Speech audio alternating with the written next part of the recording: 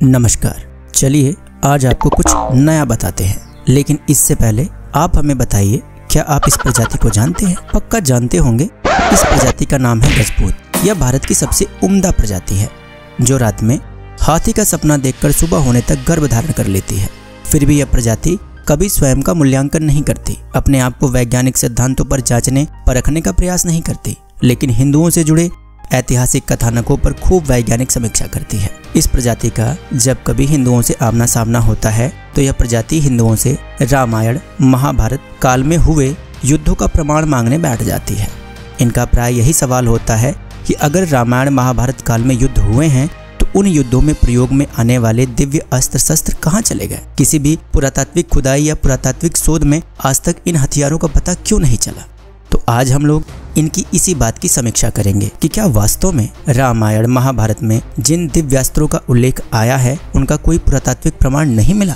अगर बात करें पुरातात्विक अनुसंधानों की, तो आधुनिक काल में पुरातत्वविदों को महाभारत और रामायण के स्थलों से अनेकों प्राचीन शस्त्र और अस्त्र मिल रहे हैं। हाल ही में सिनौली से शस्त्रों सहित रथ भी मिल चुका है।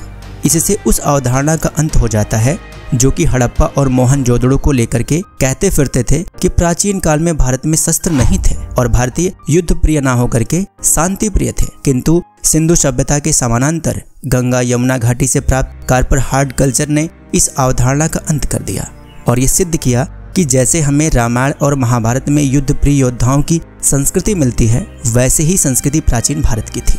भारतीय भूभाग से अनेकों शस्त्र मिले हैं। उन्हीं में से कुछ अजीबोगरीब शस्त्र और अस्त्र आज की इस वीडियो में हम आपको दिखाने वाले हैं, जो कि इन्हीं गंगा यमुना दोआब से मिले थे। यह एक प्राचीन भाले का अग्रभाग है। इसके अंतिम सिरे को जब ध्यान से देखा गया तब इसमें नीचे सींग युक्त मानव की आकृति दिखाई दी। पुराविद L.M. वेल ने और A.K. शुक्ला ने वैदिक संदर्भों के आधार पर इसे पशुपति से जोड़ा है।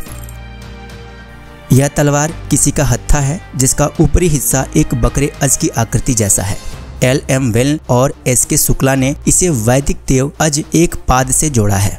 इसके अलावा अज को अग्नि की सवारी और अग्निदेव से जोड़ा जाता है। यह आकृति इस तलवार को खतरनाक रूप और डरावना रूप प्रदान करती है। अवश्य ही उस काल में शस्त्रों को विभिन्न दैवी शक्तियों से जोड़ करके देखा जाता होगा।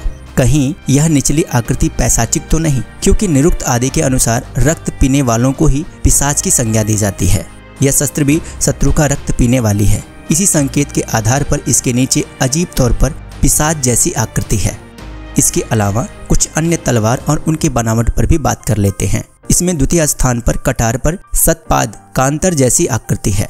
यह संभवतः इस शस्त्र की विशेषताएं सतपाद जैसी हों। तो ये कुछ थे महाभारत और रामायण के स्थलों से प्राप्त शस्त्र और अस्त्र। इससे ज्ञात होता है कि कुछ तलवार, भाले, तीर, कटार विशेष नामों और संकेतों से युक्त हुआ करते थे।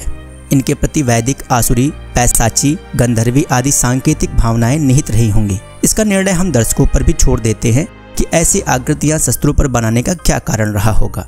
लेकिन इतना तो तय है कि इस तरह के जो अस्त्र और शस्त्र भारतीय परंपरा और संस्कृति में आज भूगर्भ का सीना चीर कर निकल रहे हैं, ये अपने आप में एक कहानी कहते हैं, जो यह बताते हैं कि भारतीय संस्कृति और भारतीय सभ्यता कोई शांति प्रिय और कोई शांति का मार्ग प्रशस्त करने वाली नहीं, बल्कि ये युद्ध और योद्धाओं के कौशल और युद्ध जीवियों की शैली थी। भारतीय परंपरा योद्धाओं की परंपरा है और भारत की भूमि से योद्धा जन्म लेते आए हैं। इसी के साथ साथ आज की इस वीडियो में बस इतना ही। अगर हमारा वीडियो आपको पसंद आता है तो लाइक करें, शेयर करें, सब्सक्राइब करें और दर्शकों को जोड़ने में हमारी मदद करें। जय सिया राम, हर हर महादेव।